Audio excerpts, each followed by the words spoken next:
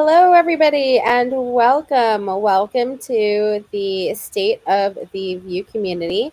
Very excited to have this amazing event today.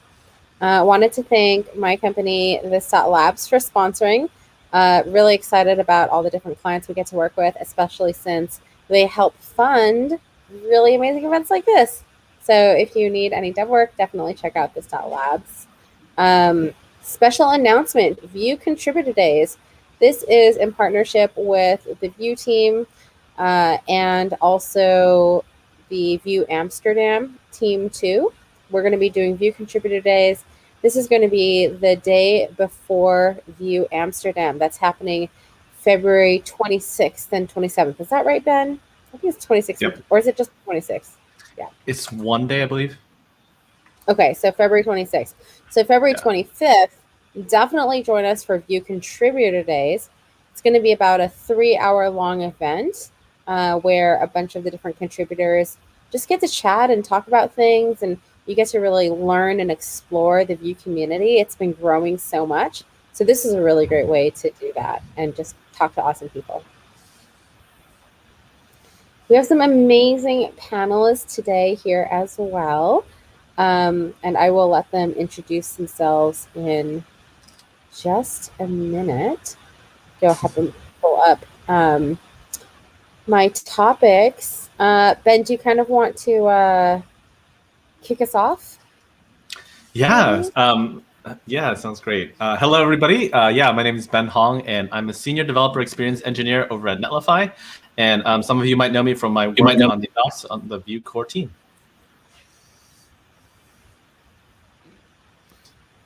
Hey, I'm Alex. I am the Atlanta Vue.js Meetup organizer, one of the two of them, and I am super excited to be here and hanging out with cool people. Hi, I'm Jessica. I work at Cypress.io as a tech lead for the component testing team, and I also work on Vue test utils. Super excited. Jonathan, we can see you. If you want to introduce yourself, I don't know if your internet connection is good enough.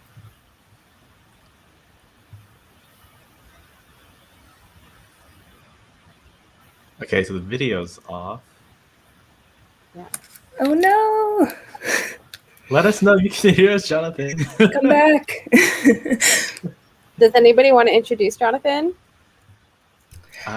So I can do that. Yeah, so Jonathan, he's a co-founder UI engineer at Akadu. Oh, is he? Did I hear him? It was like brief, I think. Oh, no. But he helped to my first interaction with Jonathan. He's helped to organize Vue Beijing. So I think they're just doing some. You guys can hear me. I think I hear you. Yes, we can hear you. Hello, Jonathan. Hi, everybody. Yeah, I'm sorry about that. I just moved into a new apartment, no Wi-Fi, and been through 4G all day, and That is impressive. Yeah. Tethering saves lives. I've used tethering so many times in coffee shops. Mm-hmm. Well, I think we can probably move on. What else is interesting about me? Cutting in and out. I also started Oh yeah, I'm so sad. I know, Jonathan's wonderful. I'm so excited. Jonathan, let us know if your connection stabilizes. I'm such a fangirl for Chakra UI too, so I was excited to talk about it. Well, Jonathan, if you can at least ping us in the chat at least, maybe that's still a way for us to sort of share your thoughts. At least we can be your, voice. Yeah. But yeah, should we just get started then, Tracy? Yeah, yeah. I just wanted to say something about, just state of the Vue community, kind of why we're putting this together. The Vue community has grown so much, and it is such an amazing, diverse set of people, and it's just been, again, so awesome to watch. And there's so many ways to get involved, and you all here are just amazing community leaders, and there are so many others. So the time is what is it? There's never any time like today to get started. There's no time like the present. There's no time like the present. There we go. That's why they call it a gift. Oh, jeez. So Ben, maybe you want to talk to us a little bit about like community leaders and kind of how things have been moving lately. Yeah. So, as many of us, for those of us watching, we've had a little time now in this quarantine environment where we've had to basically switch from these in-person events to remote. And so I'd love to hear, I guess I'll start with Alex, like what has it been like now that you've sort of been through the ringer a bit and kind of gotten a cadence with it? It's been interesting. The pool of people that you can ask to come and speak at your meetups has like grown dramatically because now you don't have to like wait for them to be where you are. They're able to just like, you can be like, oh, hey, you're in the UK. Cool. We'll do a lunch and learn. That's fine. And they're like, great. So I think that it's like content wise, it's actually been really interesting.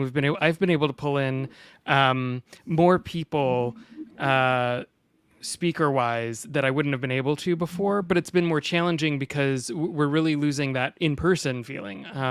We moved for the Atlanta Vue.js stuff, we moved all of our stuff to Zoom. So every time that we have one, we have a Zoom meeting so that we sort of get that interaction.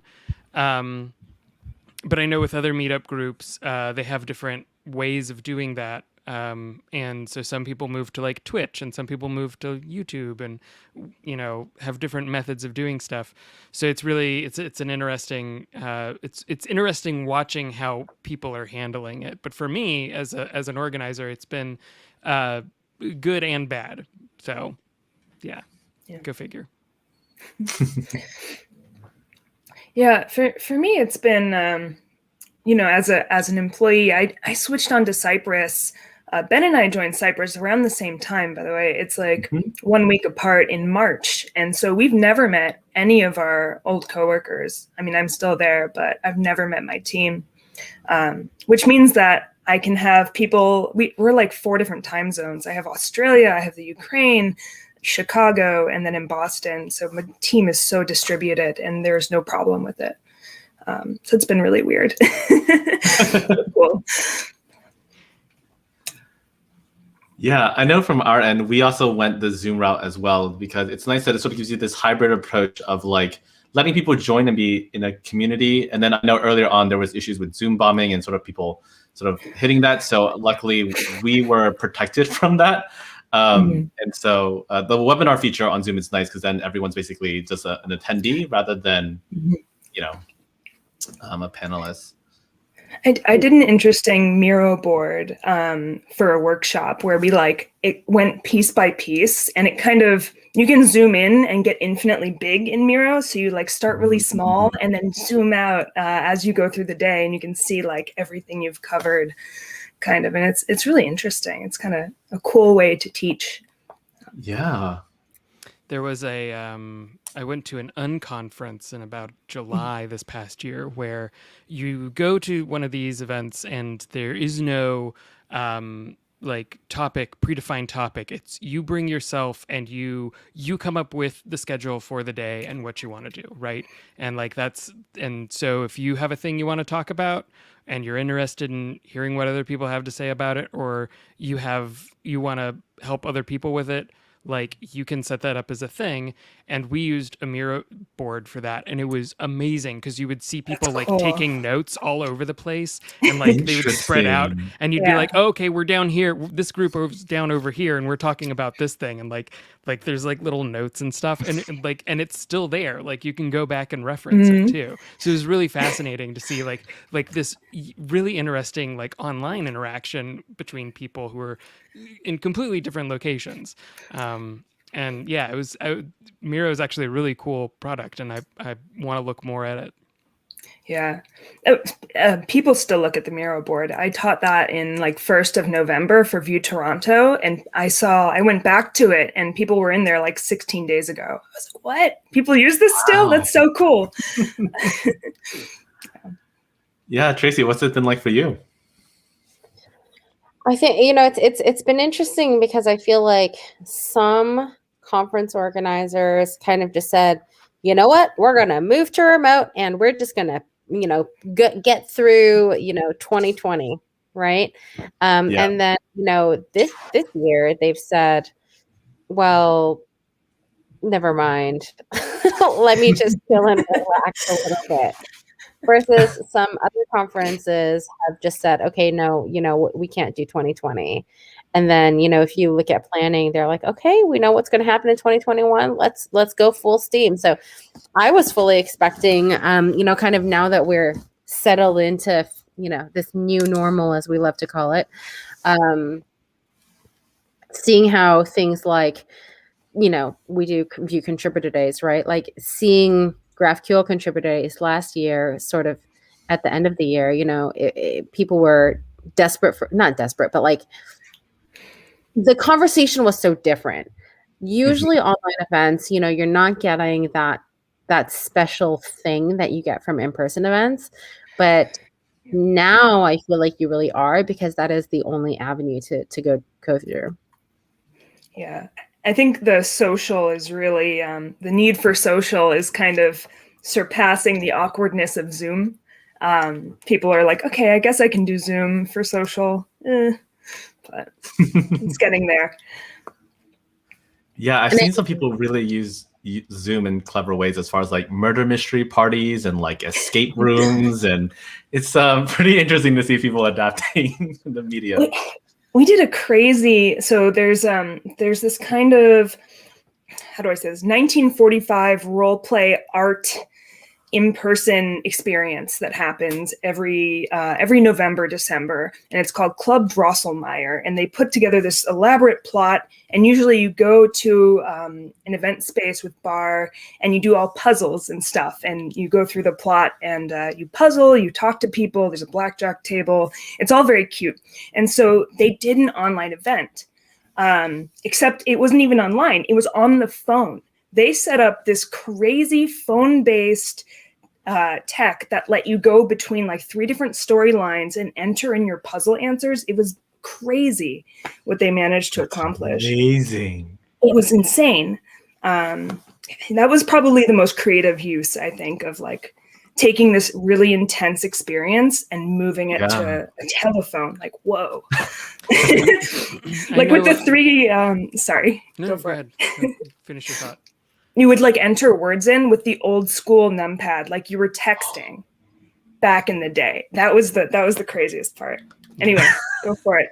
I was going to say, like, another thing that I know somebody's doing, I haven't actually seen it in practice, but they were going to be doing like a thing on the Harlem Renaissance and like the speakeasy culture and like that sort of stuff. And so what they were doing is that they were planning, and it's for a university, and so they had they're going to do like a pre-recorded talk from like the most boringest lecturer that they could invent. And that would just be like, all right, we're going to talk about the Harlem Renaissance today. Where are my notes? Hold on. Right? Like that sort of thing. And like you come into this Zoom chat and it's this person speaking, and then like you're there for about 45 seconds to a minute just listening to this guy, and you're like, right? And somebody messages you privately and goes, hey, you want to know what it was really like? And they send you a link. And that's the actual event. That's so cool. And so it's the concept of like, you have to be in the know and you have to understand, and like bringing you along for the experience. And so like translating that to being online. And it's this really genius concept that they were working with. And I love that. So I love the creative and inventive ways people are using technology to like do like events and host things.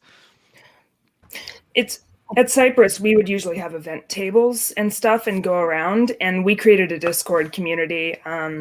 I was really involved in the Vue Discord, and I'm a huge champion of that chat. Before pre-COVID, it taught me Vue. Like that's where I really got involved in the community and learned Vue, like period. And so I can't champion it enough. But at Cypress, we did something similar because it really, filled that gap that we were feeling in the community.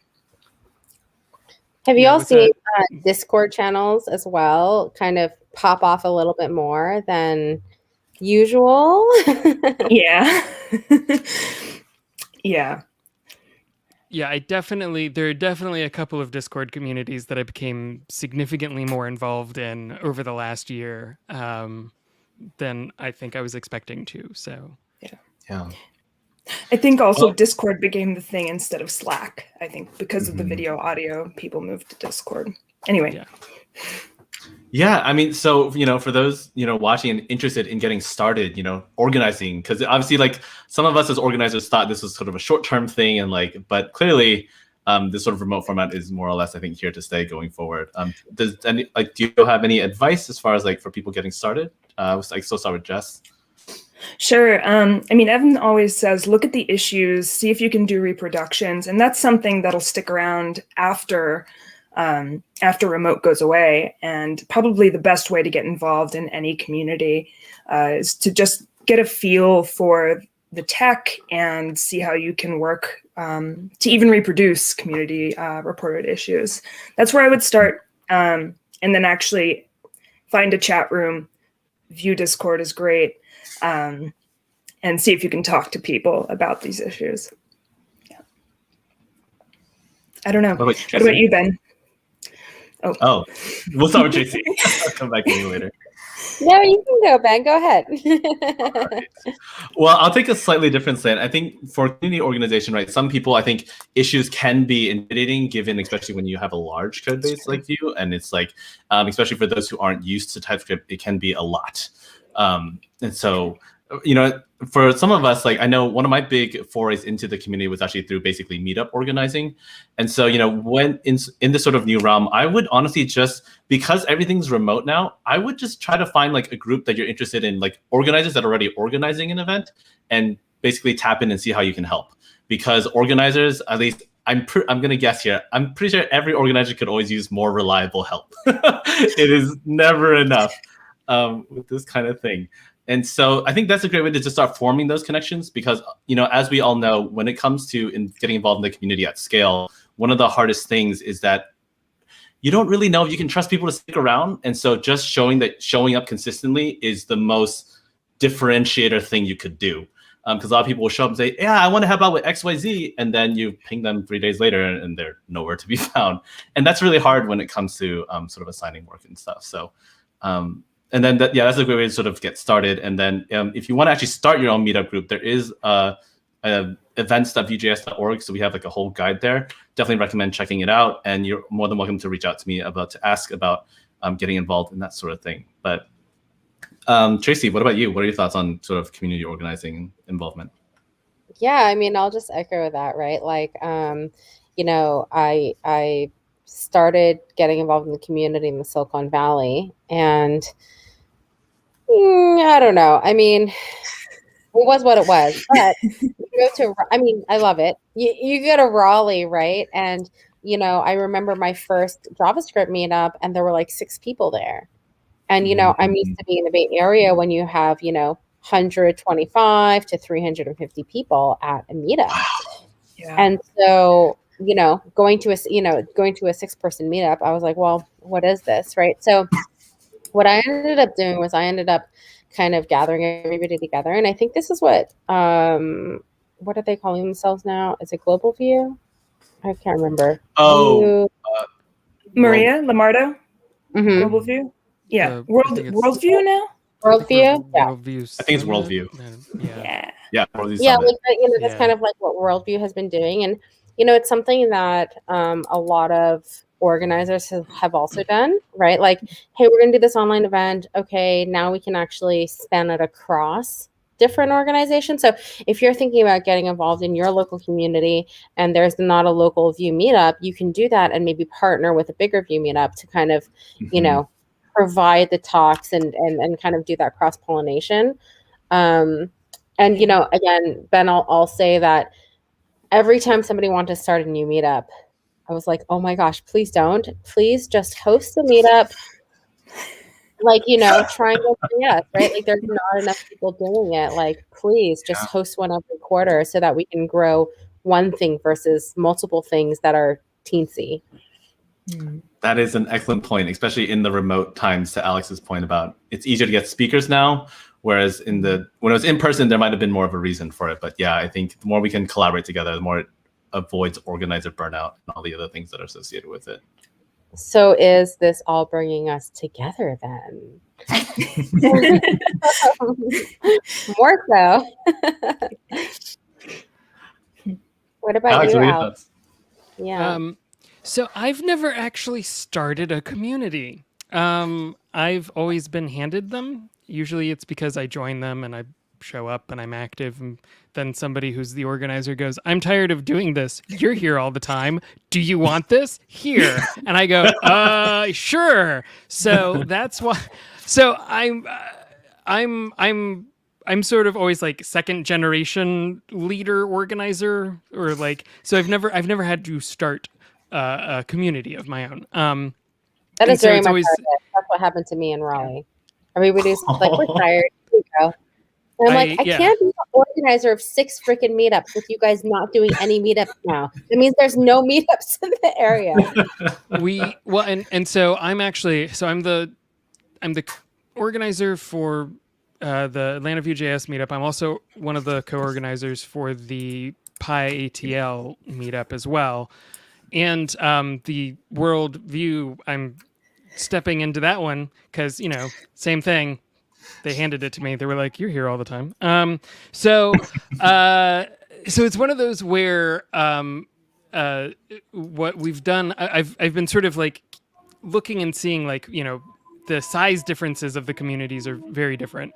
And so with the Vue one, like it's a lot fewer people, but with the PyATL one, I have like 5,000 people who are like listening to events for that, and like. If we do stuff in person, when we were doing stuff in person back in the day, we would get like 50 or 60 people showing up once a month. And it was growing too. Like it was steadily getting bigger. And so with that group, it was very important that we were like, cool, we need to make sure that we have at least 5 or 6 people who are in charge of this group. And we have to have 5 or 6 people so that we can say, okay, this month, here are the things that need to happen. I need you to do this. I need you to do this. I need you to do this. And I need you to do this. And then that way, it's not one person having to deal with all of this stuff. It's several different people dealing with things. And we made that decision at the last handover because it had been being run by one person historically. Like it would be sort of just handed off as like people move, change jobs, whatever. Yeah. And so yeah, like having that organization was really important. Now with the Atlanta Vue.js one, like there's not as many people. And there's not as many regular people. So it's a lot harder to be like, hey, let's get, you know, of the like 15 of us that show up every single time, let's get 5 of us and like organize this, right? It's a lot harder. So yeah, like being able to, as a group gets bigger, the people that you bring in to help organize it, the number of people that you have needs to also grow as well. Don't try to make it be a one-person show. And that's really funny, actually. It's like a tech project, right? You start off, you're one person, and then it gets great, and you're like, oh man, I have to scale this. I have to have redundancy. What if I get sick? And you realize the bus factor is actually a little higher, so you need to have people who know what they're doing to help you. Yeah. And so there's this great question. Oh, go ahead. Oh, I was just going to say also like this whole idea of, you know, consistency, but don't kill yourself, right? Like you don't have to show up every week and do a meetup. You don't have to show up every month and do a meetup. You can do a meetup every quarter, right? Whatever it is, but, you know, well, Alex has inherited a lot of people that have dealt with organizer burnout. So we'd rather more people, I think, be constant in the Vue community versus like come and then pull out. Yeah. Yeah. Yeah, Jonathan has in the chat says one of the things that helped him early on in the Vue Beijing days was openly asking for help. And so I know he has some co-organizers there that it makes all the difference to have someone who will share that burden with you and just help with the things. Because it doesn't sound like a lot, right? You're like, oh, I can post a meetup link and I can fill out the description and I can write a tweet. But over time, it just daisy chains together to this monstrous thing that, believe it or not, can be quite hard to do all on your own. Yeah. Tracy does so much. I just see you on Twitter all the time, putting in work, retweeting, and putting together creatives. You sent me swag last time. I have a little T-shirt I almost wore. Yeah, it's fun. And, I also have a really good team, too, that helps facilitate a bunch of that stuff. So, again, asking for help, right, and getting help. Yeah. Yeah. I think the next thing is also just talking about people in the community, right? Like the Vue community is so big. And again, Vue Contributor Days is a really great way that you can find out about more exciting things happening, right? You'll learn from different projects and kind of see hopefully new faces and familiar faces from different projects. But everybody on the panel, like, do you guys have maybe like one or two people in the community that you'd like to highlight and maybe talk about what they're doing? I do. So Ben, please correct me on the pronunciation. So Anthony Fu, his Twitter handle. Mine. No, He's doing so much. It's just you can't avoid the work he's doing, right? He has Vue Use, which is a library of composables that you definitely want, so you don't have to implement them yourself. And he also, for library authors, he has Vue Demi, which we just used at Cypress to add Vue 2 and 3 support for Vue component testing, Cypress component testing. There we go. Second one is always Raul. Vue.dx and Preview. Those are, if you haven't seen Preview, you should check it out. I have a lot to say, but anyway, Ben, did I steal everybody on your list? I mean, no, there are a lot of wonderful people working on stuff, but Anthony was definitely like up and rising, just creating incredible things. Actually, Alex and I recently had him on the Enjoy the View podcast, and so I think that episode will be released probably in a few weeks. But it was phenomenal just getting to hear about him and the way he thinks about things. But I guess from my end, I think the person I think I will highlight is Pine Wu, who is basically responsible for Viter, which is like the original like VS Code extension that makes Vue possible, and like as far as like syntax highlighting and all this stuff. So I know him. He has a sort of a team going on with that now. But Pine has just been essential to, I think, a lot of what we know as developer experience in the sort of the VS Code ecosystem. So really appreciate him being involved in the team as well. Alex, what about you? I would honestly, the people that I want to give a shout out to, honestly, are the meetup organizers right now that are just running through all of this. I've spoken recently at Vue.js Berlin. I've spoken recently at Vue New York. And the people who are running those groups are amazing and fantastic and are working so hard to make those events continue to happen and stay consistent and bring people in to their communities who can help do stuff. So just props to all of the organizers of those events, because gosh, it's hard. It's so hard. There's that face that all organizers know. Yep. So yeah, that's my pick, is just if you are running a Vue meetup or any sort of meetup about technology and trying to bring people together, shout out to you. You're awesome. Keep doing what you're doing. Maybe get some help with it too. Well said. Oh my gosh. Well said. Yeah. And I love that, Ben and Alex, you guys, have both shared your stories about just being consistent in a community. And, if you're consistent in the community, then people are like, oh, you're going to be around for a while. Okay, that's really cool. I can't tell you how many people have said they wanted to help me with my different events. And it's like, cool, just kidding. And then they're gone the next day. So Jonathan has a really good one though. Is it Lachlan? Lachlan? Lachlan Miller. He's my coworker. I just hired him for Cyprus. Yeah, I can talk about him a bit, but yeah, Jonathan said he's constantly putting out very valuable content. He recently started a YouTube channel, and it's not just view. It is massive. Like the amount of stuff he comes up with and puts out, I highly suggest looking at his YouTube channel. I think it's L Miller 1990. Yeah, I'm just floored. I'm learning so much from him about how to be consistent. Like going back again, he's so consistent. It's a great shout out, Jonathan. We have so many different questions here. Let me start from the top, actually. Yeah, let's do it. Let's see. One of them is, how do you guys look at the difference of budgets needed for organizing meetups? Do you think it's a positive thing, like it's easier to start with one? Yeah, this is a tricky question. Do you want me to start? I can make a comment here. Like, it doesn't actually usually cost money to start a meetup. I think like you just have to, find somebody who's willing to host. But even doing it at a coffee shop or something like that is definitely an easy way to start. But yes, absolutely, from like an online perspective, it's much easier to start one now because you just hang out on your video. Yeah, you might need the Zoom subscription, but that's generally the cost down right now.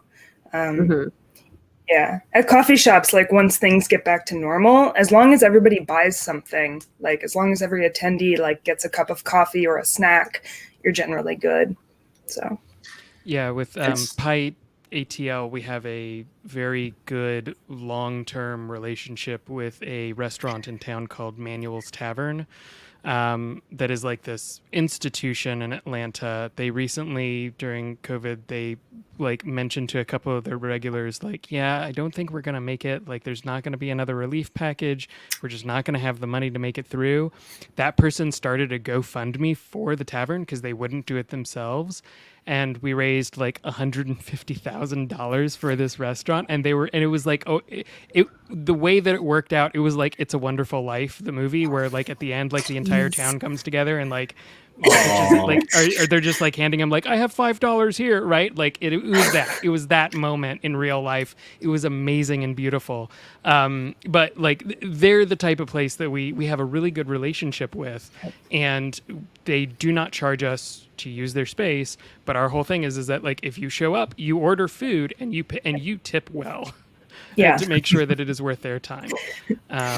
And so because of that, we have a really good relationship with them. So once we go back, we'll be able to pick things up there again. But with View Atlanta, we've partnered with companies around town. Big Nerd Ranch is one of them. They're in Atlanta, and their offices are beautiful. And they have a really good space to host a meetup of our size. So we partner with them quite regularly to do stuff like that. Yeah, Tessa does that for View NYC. I used to live in New York. Her meetup was the first talk I ever gave. Actually, it was at View NYC, and she got me started. I was so nervous. I was DMing her on Twitter asking for like mentors on how to write a talk. She's so sweet. Yeah. And a year later, I was at View Amsterdam. So it's like, Tessa, it's all you. That's amazing. That's definitely like, we hear so many stories about that, right? I think the great part about community too is, you lift somebody up and then they are able to lift other people up. And, it just kind of keeps paying, the community keeps paying it forward. So I always love to hear stories like that. Yeah. Also, talking about budgets for organizing meetups, think of a meetup as a startup, right? Like got to start at zero and then maybe go up from there. But if you're having to spend like $500 to $1,000 on organizing a meetup, you probably shouldn't start doing that. But happy to answer more questions about that. Yeah, one thing I wanted to add to that, because I know that as running the View Events site, like different places around the world have different limitations. So I know that, for example, in Nigeria, there was a limitation regarding sort of internet bandwidth and spaces, like just not as readily available as, say, in like the United States. And so I would say if you're in a position where you find that, in the community you're in, it's not really regular to like call it like share space with someone or have the internet bandwidth, reach out. As we said that Worldview Meetup, for example, we have like basically a group that helps to basically pull resources together. So that way you don't have to pay for a Zoom license. It might not be every month, but at least you can start somewhere with the meetup organizing. So if you do find yourself in a financial bind, please reach out. We can do our best to try to support those online softwares as best we can. Yeah. For Worldview, I would say Maria Lamardo and Rob Axel. He runs Vienna's View Meetup. So both of them are great. Yeah. Also, at this dot, since we have these platforms already and we pay for them, if you reach out and you're just like, hey, I want to do it, we sponsor meetups from around the world too. Like, oh, okay, you just need us to get StreamYard working. Okay, cool. Here you go. Here's the platform. We'll promote it. It's live streamed to YouTube, whatever. And so, you'd be surprised how many companies are willing to help out. Yeah. Second question is, how do you guys like to thank speakers if you do a free meetup? He said, before we could easily hand over a good bottle.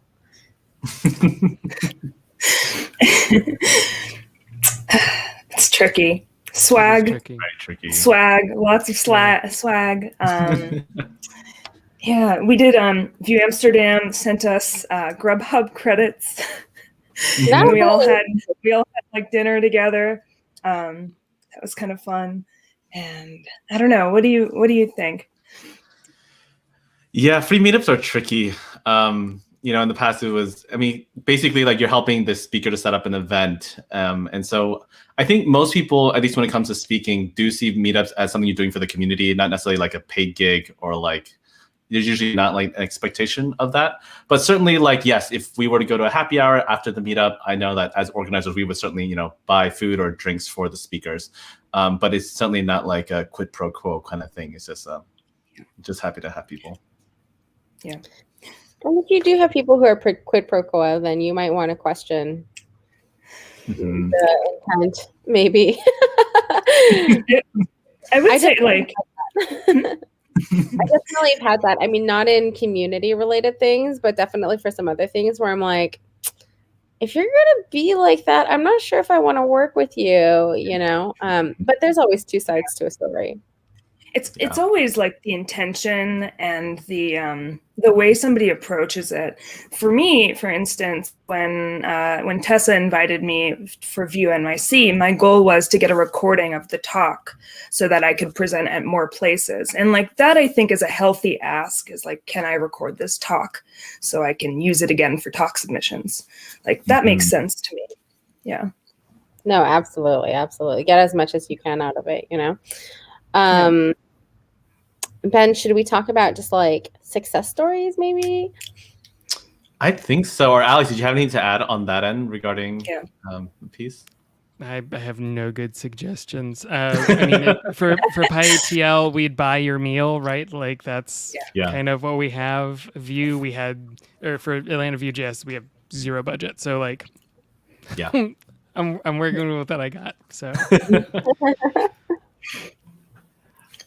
Cool. Yeah, I think let's move on to regarding Vue success stories, because a lot of times when it comes to community things, it can feel like it's hard to call it the return on investment of what you're doing. And so to Tracy's point and Jess about like lifting people up, that's definitely one of the more obvious ones. So I know I have definitely a very specific one I love to share, but like, I guess let's start with Alex. Like, do you have any success stories that you've seen out of organizing events that you'd love to share? Gosh. I don't have any good ones off the top of my head. I'm still trying to think of one. So somebody else go. I'll come back to me. Yeah, we'll come back to you. Jess, do you want to start? Sure. I have a few. So Bart Ladeau, I recently hired him at Cypress. He got me into open source, like, period. He taught me how to contribute. Like, he is the reason I'm in open source. And so when we started working on design systems, that's his specialty.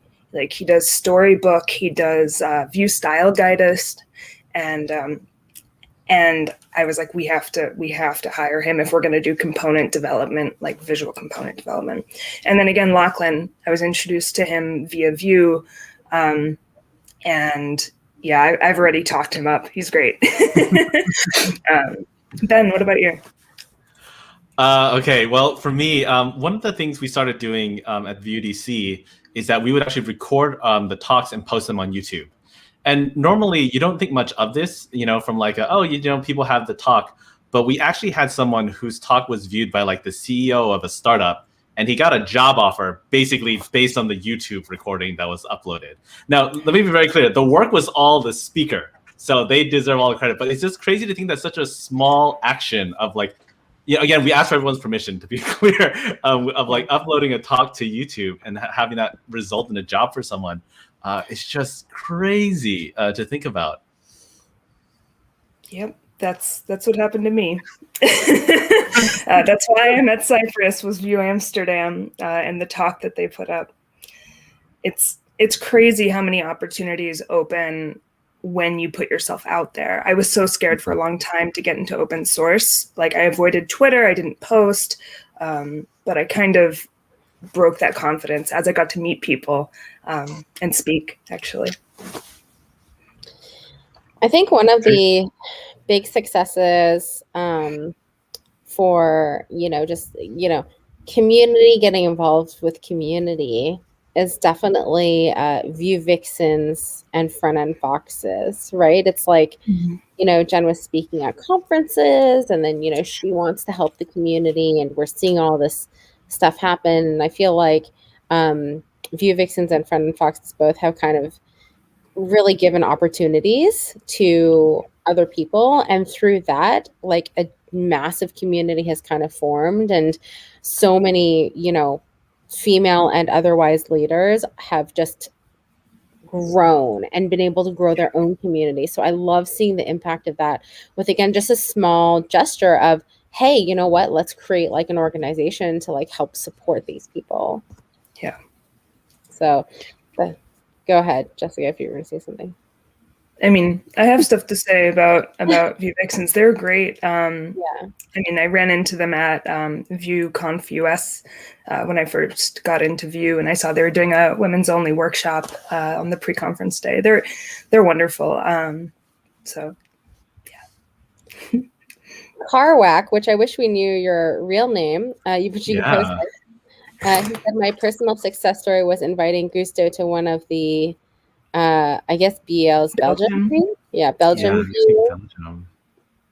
meetups, and then he connected him to the bigger Vue community. So that's a great example of like a Vue community organizer, being able to kind of get more involved, right? More involved in the greater community. That's really cool. Yeah.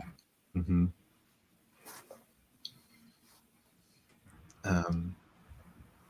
Alex, did you have any strike of any stories come to mind? Not yet. I have Okay. Good stories. If anything comes up, let us know. Yeah, but it looks like I don't have any. Like, it's one of those things where like you. I've been in touch with so many people, but we're also like the groups that I was with have only recently, started doing stuff online, that none of it was ever recorded and none of it was ever put up. So it's really like forming more of a like in-person, like getting to know people in the community stuff. Yeah, it's Sebrin. Yeah, sorry. That's Sebrin. He's okay. So Sebrin, myself, and Leon are being handed over the keys to the Worldview meetup that's happening. So we're having to coordinate all of that. And Tracy, we may be talking to you soon, because yes, I'm fully platform stuff is I'm fully ready to support you all in any way I can whatsoever. Great. Love Yeah. it. So much love. But yeah, so like the meetups that I've done, like the technology side of it is like PyATL has a Discord, and it took a monumental effort for me to convince them that like, no, really, nobody's in the IRC channel that we have. We need to move to a newer platform. And we did that like October before the pandemic, and the pandemic happened, and they were like, wow, this is a really good idea. I'm like, yes. And so like it's one of those things where it's like, now that we're shifting to like using like more technology, I think that we will probably start being able to record stuff and put it up online, and like even when we go back in person. But it's one of those where it's not been something where like the Atlanta ones have not quite had the reach that other meetups have. And so, yeah, it's harder for me to be able to go, because there are people who come to Atlanta and then leave and go off to do amazing and great and wonderful things. But like, I don't know, because they've left. I'm now in Atlanta, so I'm happy to help however I can. Awesome. I'm excited to meet you guys when I actually go to meet my team. Cypress is based out of Atlanta, so we should hang out. Let me tell you something. They have beautiful offices once you get down there. Oh, do they? I have no idea. Yeah. I've been to like 1 or 2 meetups right before the pandemic that were in their offices, and they were gorgeous, and they're downtown. So there you go. I guess I'll find out. Jonathan says that Ben, you were actually the one that got him into View Beijing community stuff, which is amazing. And it came from a long email asking you about meetups. Yep.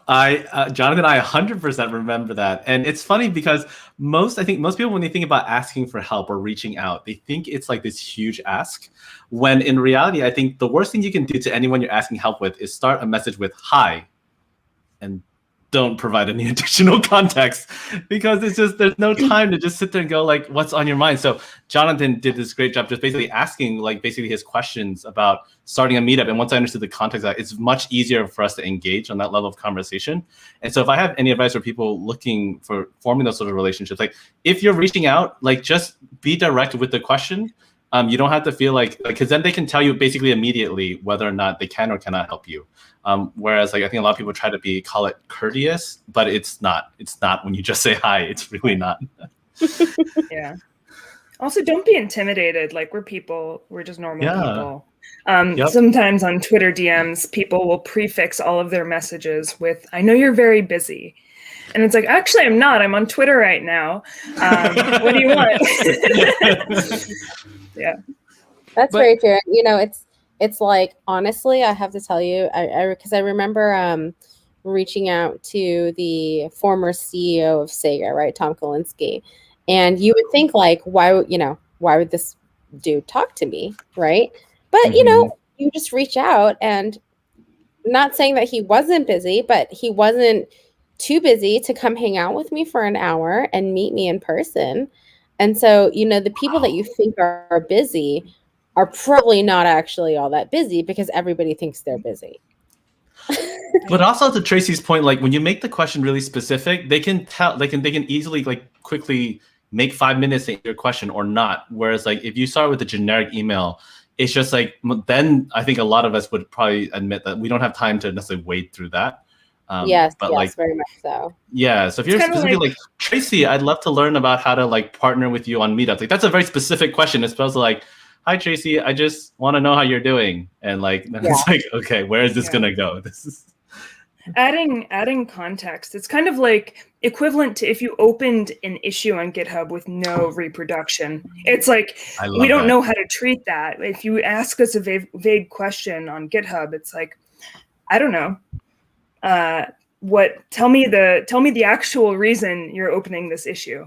Add your reproduction, add detail, and that helps. So Jonathan also had put a question in here. He said, how do you invite speakers for meetups? That's a big thing that everybody always asks, right? He said, He's struggled with View Beijing before, and he finds himself preparing a talk and being a backup speaker. Do you invite speakers months ahead of time? Do you want to go, Alex? I put up a slide in my meetup. Like I do slides at sort of the beginning of the meetup, and it's usually my slides are we need speakers. No, but seriously, we really need speakers. But seriously, really, really seriously, we need speakers. We need speakers. And if you want to speak about anything, as long as it's Vue related, great, come talk to us. But really, we need speakers. So if you could, like, even if it's like a 15-minute talk, that's totally fine. But please come and speak. Like, that's how I get speakers, is that I sort of like really make it clear to people, like, but no, really, if you say, hey, I have a talk, I'll be like, yes, I will take it. Like, I'm not, it's super not. Like there are people that I have reached out to before, like Ben. I've reached out to you. You were going to be in town anyway. I was like, do you want to come talk? And you were like, sure. And so it's one of those where it's like keeping track of like, just sort of like vaguely aware of who's doing stuff. Since lockdown happened, it's been more like, okay, cool. Who's doing something cool with Vue? And, you know, like, Joe Franchetti, I think, she came and spoke with us. She made a Pictionary style game where you draw stuff. No, like a telephone Pictionary game, right? Where you like draw something and then you pass it over to the next person, then you guess what somebody else drew, and then you pass it to the next person, right? And she did it, but she used Vue, and so I was like, "Do you want to come talk about that?" Nice. And she was like, sure. I was like, great, thank you. Like, and so like sometimes it's just you go out on a limb, like you just say, hey, you made a cool thing. Do you want to talk about it? And most of the time, if somebody's made something cool, then they'll be like, yeah, I it's fresh. Sure, I can talk about it. So, yeah, it's I sort of bombard people is sort of my general approach. That's a good approach, though. That is like the approach you need. Otherwise, there is no possible way you will be successful. I would also say just like reminders, right? If you're going to invite people, like invite them multiple times and send reminders to them. Like, don't forget, come talk, don't forget, you know. Otherwise, they will forget. Yeah. Because, you did that with me. You message them 2 weeks out, you message them 1 week out, you message them the day before being like, you still good? Your talk ready? Okay, cool. Like oh man. I'll give a sort of a atypical answer for this one, is that I think as organizers, there is this, for local meetup organizers specifically, there's this sort of pressure to always have speakers. But instead, I'd actually recommend trying to do code labs instead, especially if you feel like you're not, basically like, just open up a screen share and just work on, or just have people ask questions and just work on something open source on Vue together. That is like, because it's about community in the end of the day. It doesn't always have to be about speaking. And more importantly, like I think one mistake a lot of organizers make as they organize more meetups is the content gets more and more advanced, because as far as the organizers are concerned, they did the 101, they did the intro. But we have people coming in new to the community all the time. So there's nothing wrong with redoing a 101 workshop, a 201, just to like, and this gives people more experience teaching those things too. So definitely feel free to be creative. Don't feel like you always need speakers with this stuff. I like coffee. Like we started doing that at a Raleigh meetup as well. Just like, okay, every other month we're just gonna like hang out for a second, right? Do well, you know, Beer.js and other forms of whatever Hangout JS are a thing, and you know, sometimes people just do want to hang out, right? Okay. So we with PyATL, we have when we were meeting in person, we had 2 different meetups. We had a speaker meeting, which is the second Thursday of the month, and then the first Thursday of the month is the jam session, where we say, okay, cool, here's a problem, right? Like Conway's Game of Life. And given this input, it should output like this. Here's the sort of thing that you're attempting to calculate. Implement it, right? And then give people a couple of hours. And then at the end, we would all go around and we would talk about like, here's how I approached it. And we would talk about our approach, and we would talk about how we went about solving it. And it was really interesting and fascinating, actually, when I was getting into programming to be at those, because people would go, this is how I did it. And I would go, what is that? Right? Like it was mind blowing seeing how some people did stuff. And it was beautiful, like the way that they would approach problems. And so like being able to see things from other people's perspectives is really fantastic. So like to Ben's point, doing something that isn't a somebody giving a talk is extremely beneficial. And it's hard to gauge necessarily the impact of it, but just even something like, here's a challenge, try to do this. If you can do that, then here's something to make it harder. If you can do that, here's something to make it harder, right? And then there you go. You have your three, here's the beginner, here's the intermediate, here's the like senior, right? Like it's just sort of like, there you go. And then everybody, and then you can get people to help each other solving issues too, right? You don't have to be there on their laptop by yourself. You can sit next to somebody and be like, what are you doing? Why are you doing that? Right? And they can explain it to you and all that sort of stuff. So that's a good one. Most of the time at those, I would show up and not even solve the problem. I would just sit there talking to people. So. Well, maybe we can kind of expand out a little bit further as well. Yeah, sounds good. Before we dive into more questions. But, when you're looking at the Vue community, I think one of the questions is just like, how on earth is this thing structured? And like, how, where do you start inserting yourself? Like, is there a core team? Is there a community team? Is there like, I know there's Discord, there's just so much stuff. Like, do you guys have a map? Like a Vue community? That'd be a cool thing. We're working on that. Yeah. I'll let Jess and Alex answer before I give my take on that. Geez. Ben, you're the expert. Yeah, you're the expert. Why are we? I can do my amateur version. I started with the docs, and then I went to Medium, and I basically just went on Google, and I was like, how to write good Vue code, and then I was like, how to write good components, and I just started absorbing everything before I even understood the guts of Vue.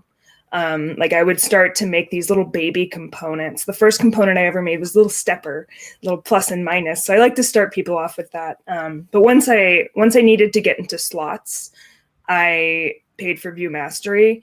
My work paid for Vue Mastery actually. And I watched Adam Jar's slots course, and it blew my mind, and I understood scoped slots, and from there the docs made more sense. So it's kind of this full circle where you start at the docs, you go around, watch videos, read Medium, and then you come back around and you're like, I get the docs more now. And then you can talk to people about it. Then you can go on Discord and either lurk on the help forums and learn how to help people. That was my pathway to learning Vue and then getting involved in the community. Nice. I don't know, Ben, what do you got? All right.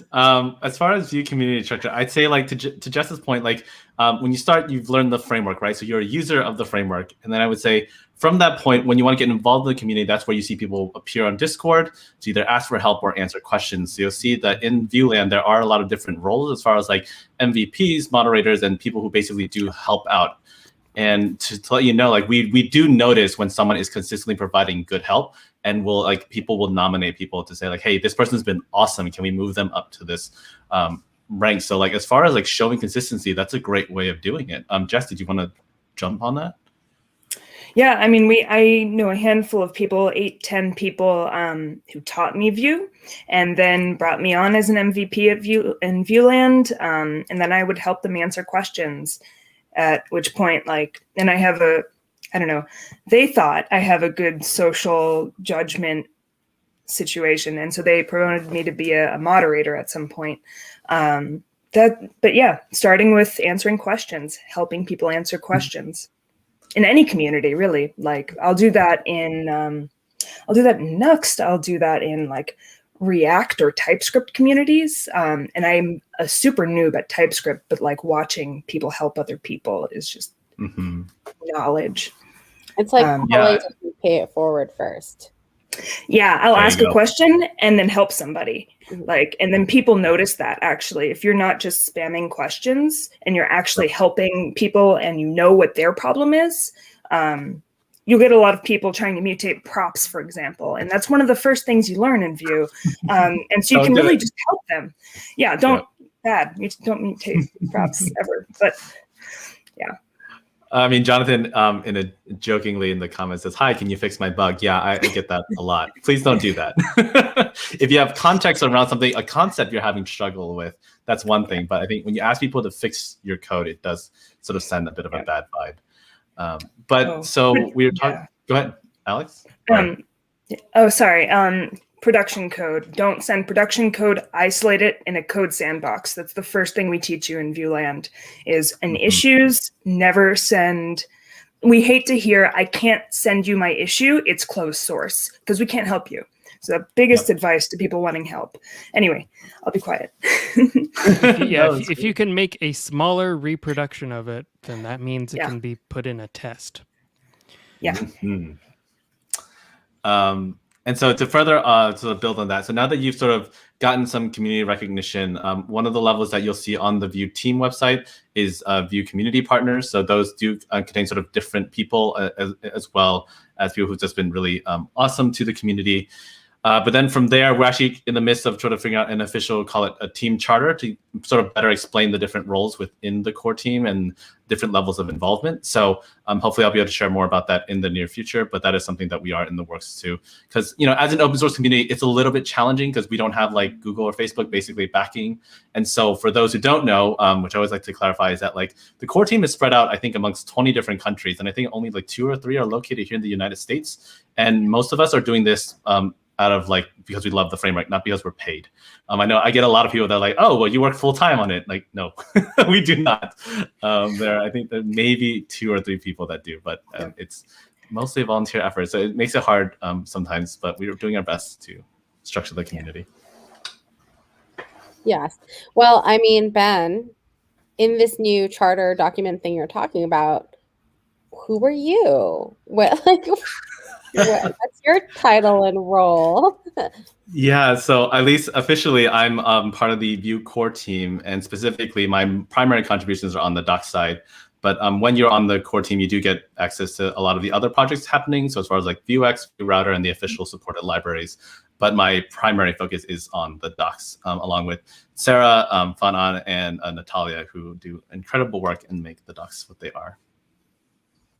Cool. So okay, there's VueLand, there's the Vue website, so you can kind of meet people or see people, see people who are really, really active. Yep. There's, I guess VueLand is Discord, right? So yeah, VueLand are there multiple Discords, or is it really just primarily VueLand? You can get into Vue Vixen, but I don't know if they've switched it 100% to front-end Foxes. I haven't been there in a minute because Slack is not. I've switched to Discord. I can't do multiple Slack communities anymore. But that was the other place I used to go for. Discord is the primary one for sure. Yeah. The Vue forums are also that's a good point. Very active as well, and is a good resource for getting help and giving help. Yes, absolutely. You can also read the RFCs if you're once you're at an intermediate advanced level, like the Vue core team will put out RFCs. Is it the repo is like Vue.js/RFCs then? Mm-hmm. Yep. Yeah. That's right. Get involved there. It can get a little hairy in there, but just know that everyone's just really passionate. So just full disclaimer, people in RFCs get really enthusiastic. So whatever you do, don't take anything to offense. RFCs is where all the bike shedding happens. So it's, but really, should we be using an equal sign here? Yes. Yeah. No. There be dragons. There be dragons. There are dragons in RFCs. But again, nobody's getting paid. So be nice in this CSCs, right? Because nobody's getting paid for that work. It's hard as an open source contributor. I mean, I'm part of the RxJS core team, and it's like, and more importantly, not everyone. And more importantly, I can't emphasize this enough. Not everyone's first language is English, and so the cultural implications of how people write their comments it's easy to perceive it, call it like, I'm here in the United States, so I might perceive it from an American cultural standpoint, but from a European standpoint, it might be completely different how they're communicating as far as English writing goes. So try as much as you can to be sensitive to those things when reading things, and not, and just trying to help work through those things. Yeah. You've done a lot for Vue's documentation, and so I'm not surprised that you know all of the nooks and crannies about how to communicate well across all languages. But many languages. It's hard. Mm-hmm. Well, we can cycle back to Jonathan's question, which is, Ben, can you share more about what actually happens in a Code Lab meetup? It sounds interesting. To him, it sounds like a code live stream where a streamer codes on a project and live interacts with the chat. Yeah, so there's a couple ways to do this. So to give credit where credit's due, I learned it from, I think I went to a Google I/O event, and they called that Code Lab sessions. And so there's kind of two ways to do it. Is like, to Sibrin's point of like, you could just stream. So call like, I opened up and I start working on the VuePress project, and people can watch and sort of comment, and we can work on open source together. But I think, so that's one format where if you know someone has a specific project to share. But just yesterday, I ran with VueDC, and if people had their own projects that they were obviously willing to share, then they could screen share, and we could help basically pair on things. Mm-hmm. And for those of us who are a little bit more involved, like I use that opportunity to share like some of the new RFCs coming down as far as like script setup and getting people's thoughts on it. So it's really just like kind of like an unconference, really, actually, to Alex's thing about earlier. It's just there to really build the community relationships more so than anything else. Does Vue? I think Vue Vixens has this, or I don't know if it's on Front End Foxes now, but I know they have like, I don't know if they have code labs, but they have. Yeah. Right. Maybe you can explain. So they have the basis of a workshop where you build a pet shop, and it's very cute. I don't know if it's been updated for Vue 3. I last remember looking at it in 2018, right before they switched to Front End Foxes. So they like focused on Vue really deeply and then expanded to provide more for the community. And I have not kept up to date on the little pet shop app. Vue Mastery also has a pet shop app. I just learned the other day, which is a very cute demo as well. I've been to other, code labs as well. And, I do a lot of stuff with Google. So like, Google has these like pre-made code labs, but, Jessica, you brought up a great example is Vue Mastery has really good content, and they have these like beginner courses that are for free. And a code lab could be just going through that together and talking about your problems and trying to, understand Vue a little bit better. Yeah, absolutely. Okay. I think it's Ira maybe. He has a really fun question. And I love this question because it comes from a lot, it tends to come from a lot of, it comes from a lot of women, although I don't think Ira is a female.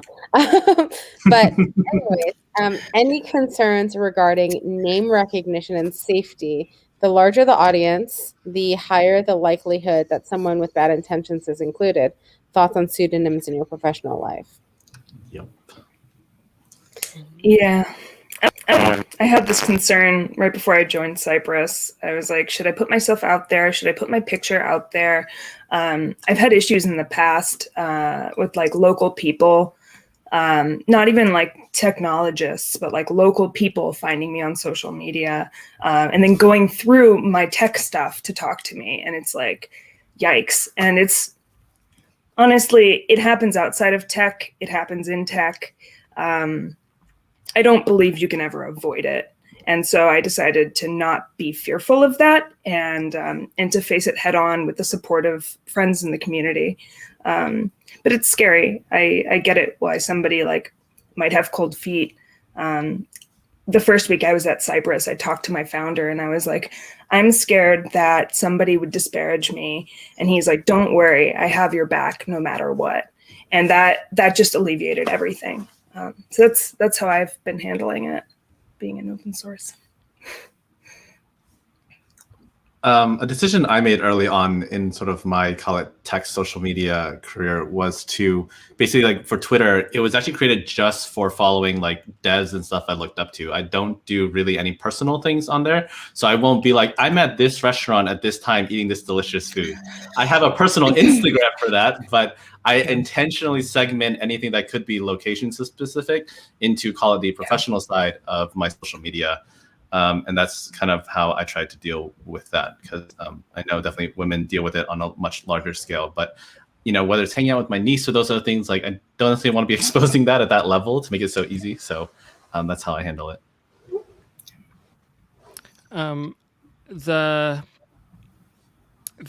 thing that I do is I make sure that if I'm having somebody to speak or what have you, that they're comfortable, right? Like if they're like, I say, how do you want to be listed? How do you want to be addressed?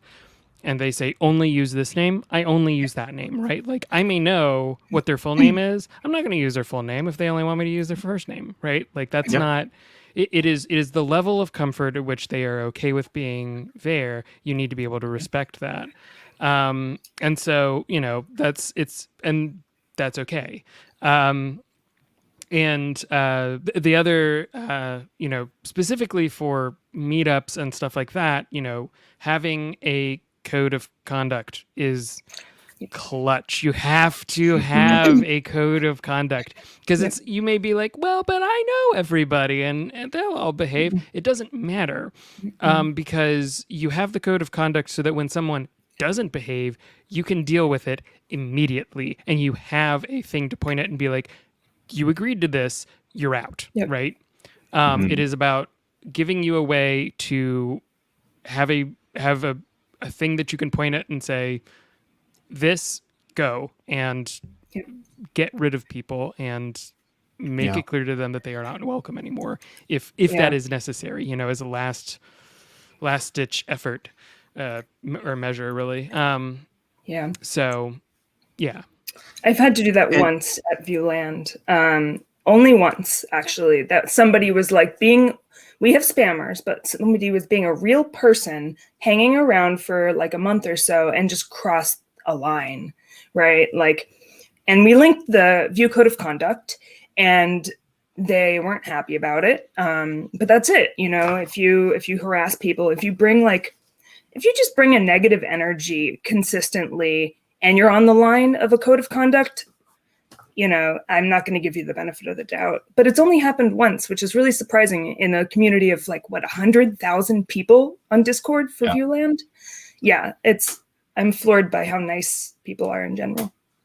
And to emphasize this even further, we, as the community, we take community safety really seriously within the View team. It's why we do have the code of conduct, and it has been enforced in the past. So we just don't, we're here to build awesome things, not create a toxic environment for people. So if we can just respect that, I think we'll all have a happy time. But one thing I do want to double click on with what Alex said, I actually did meet I met someone recently so it's regarding name recognition and safety. If you want to contribute to the community, you don't have to do it with recognition. I know at least one, if not multiple individuals who have chosen to basically remain anonymous, but they're very heavily involved with actually pushing the framework forward. And that's totally fine. You don't need to, if recognition is not your thing, no big. That doesn't mean you can't be involved in the small conversations that happen, call it behind the RFCs and those sort of things. So I just want you to know that that's not a requirement of getting involved in the community. I don't think I know Soda's full names. There are a few people in View Core, and I don't think I know their full names. If you go to the core website or the team website. So you were saying, Tracy? I just think that being involved in so many different communities, I've seen, good things, bad things. There's one instance where there was a really bad thing that happened, where, there were restraining orders on it. But, one out of, let's say 5 years or something like that is pretty intense. Also, people will protect you, right? There have been instances of some bad actors, but as long as you escalate those instances, there is a code of conduct for a reason. And, we created a accountability ladder a few years ago with a bunch of the different JavaScript core teams, just because there wasn't a really good way to, escalate things in a way that felt good for the victim and for the offender.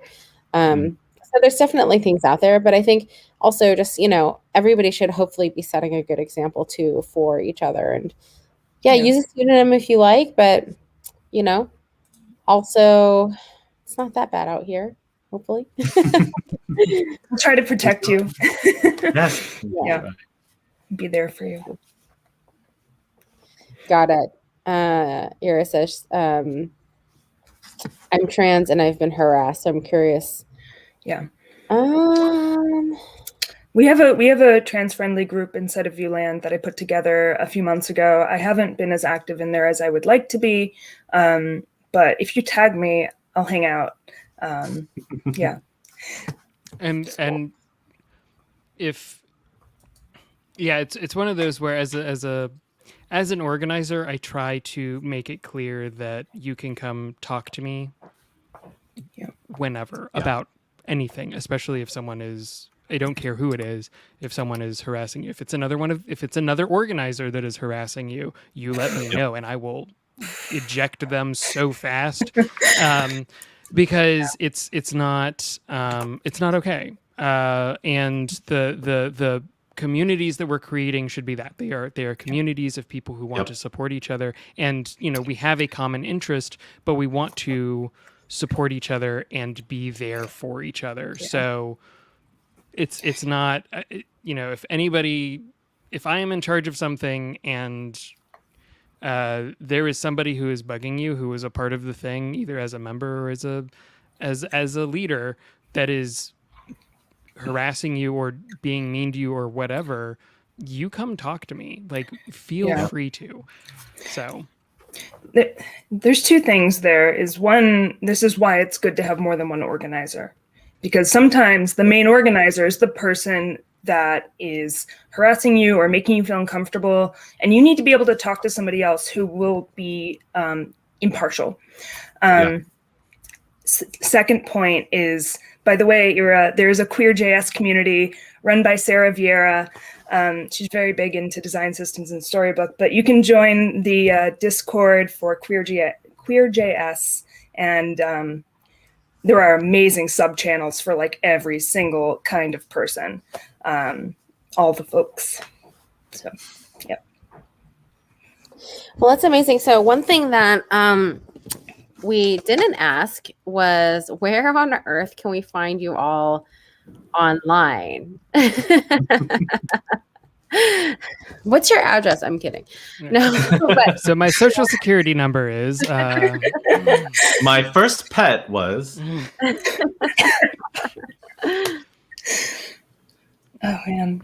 So first, you can follow me on Twitter at Lady Leet. And I'm always, if you're thinking about starting a Vue community, or you already have one and you need support, whether it be through, having a streaming service or whatever, just reach out and chat, and happy to see how we can help. Yeah, much love to Tracy and everything she's doing for the community. Yeah. You could find me at _ Jessica Sachs on Twitter and GitHub. And that's a really cool name, Tracy. Lady Leet is like a very Leet name. Super epic. Anyway. Thank you. Did you know it's actually 1337, but also Lee Tracy, because my last name's Lee Tracy. That's epic. Nice. That's so epic. So many levels. Good on so many levels. Yeah. But did you know my husband was married to me for I don't know how long, until he realized it like last year, and I was like, hello, who are you? That's great. Great. Jonathan just dropped his handle. Yep. Nice. You can find me on Twitter as @Fimion. That is FIMION. If you can't remember that, I do have a domain pointing to my Twitter account. I don't know if I'm allowed to say it because it's a 4-letter word. Starts with an S and ends with a it and .dev is a domain that points to my Twitter handle, and that is the best domain that I own. Oh my gosh. Perfect. As far as finding me on the Internet of Things, you can find me at BenCodeZen. I think I've cornered most of the market on it and pretty happy about that. So basically any platform, you can find me at BenCodeZen. Awesome. I actually will post that in chat right now as well. Cool. Yeah. It was so amazing having all of you, and I hope to see you all as well again at Vue Contributor Days. It is happening February 25th, again right before Vue Amsterdam happens, and Ev and I have been working together on the agenda. And, Vue is such an inclusive community, so anybody is welcome to attend and come hang out and whatever. And, we're super excited to just have some really cool conversations with the Vue community and talk a little bit more about the projects going on. Yeah, thanks so much for joining, Jonathan. Sorry we couldn't get you on video. Next time. I know, right? Yes. Thank you, everybody, again for joining. You can find more events like this on vuemeetup.com. So definitely check that out and reach out. And we're excited to continue the conversation online. Great. Thanks, everyone. Bye. Bye.